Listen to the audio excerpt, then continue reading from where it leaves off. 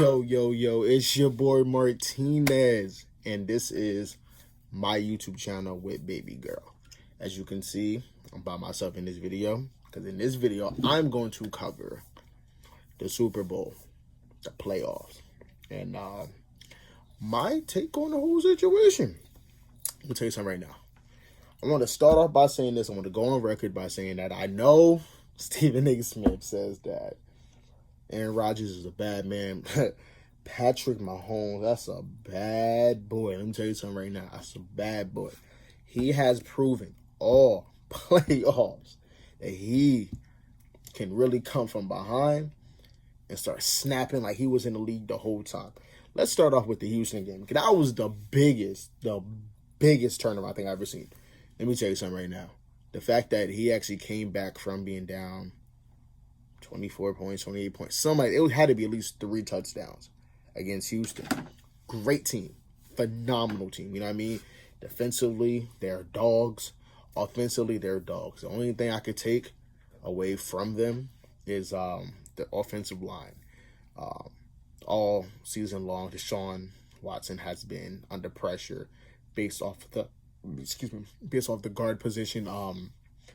For some reason they are weak at that spot. They need help. I can't really say anything about the tackles because they got a great pickup in Laramie Tunsil from Miami. That was a great pickup that they got this past season.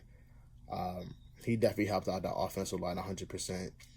They wanted him in Houston. He wanted to go to Houston. He wanted to go to a team where they actually going to, appreciate him. And they got a dog for sure, man. I mean, Tunsil had a lot of issues in the past. His draft stock dropped tremendously. He was projected to be a top 5 pick.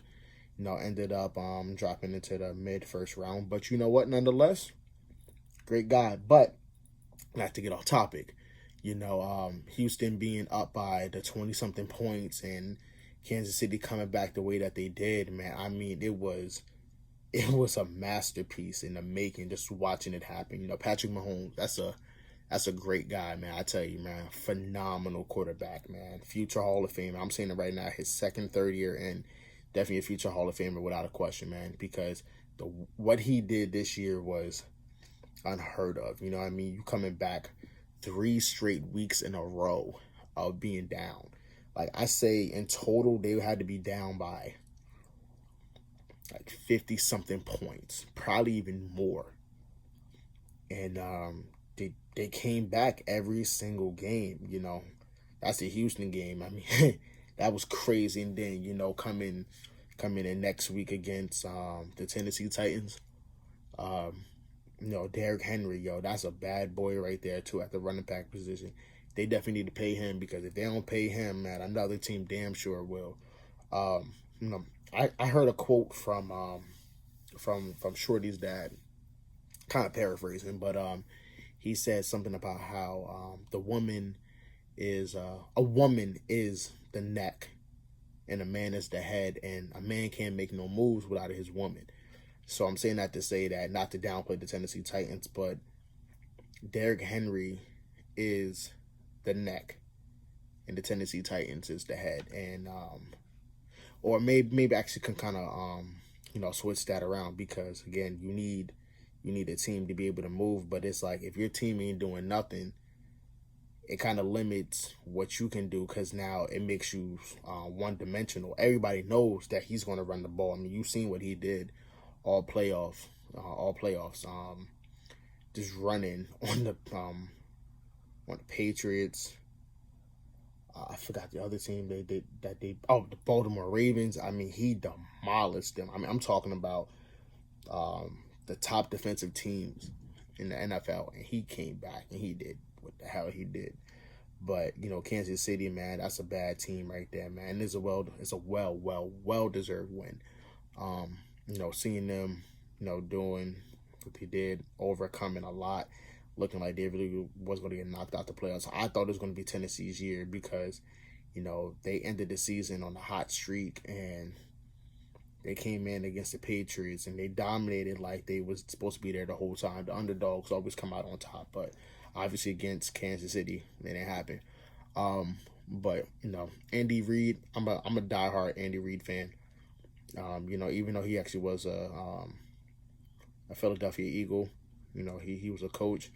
I always rooted for him, even when he actually faced us. I'm calling it right now. Next year, Kansas City versus the Giants. I'm a diehard Giants fan. Y'all know that already. I ain't gotta say that.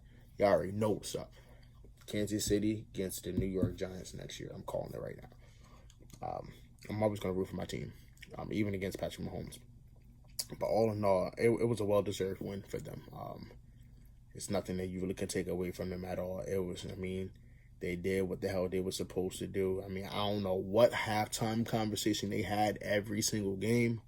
All I know is that whatever the hell they said, it worked.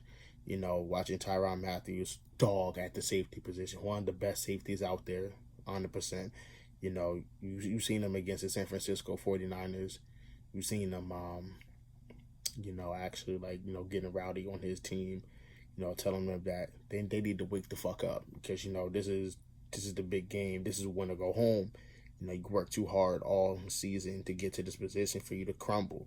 You know, everybody crumbled, you know, the first half of the playoffs, you know, but for some reason they actually picked it up in the second half. You know, this is a bigger game. Like, for real. I mean, I just seen grown men cry because they lost. And it's devastating, man. You work your ass off every single year, day in and day out, to make yourself a better version of yourself.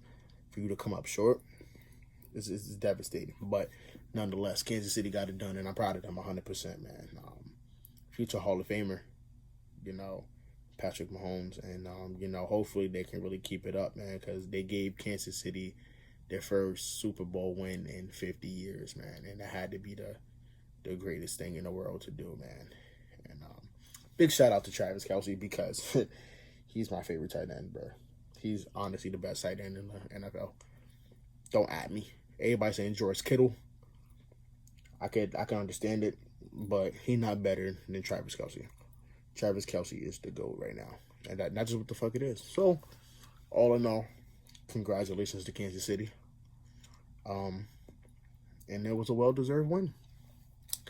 I'm out. Like, comment, subscribe to this video, to the channel as a whole. I'll holla at y'all later. Sayonara.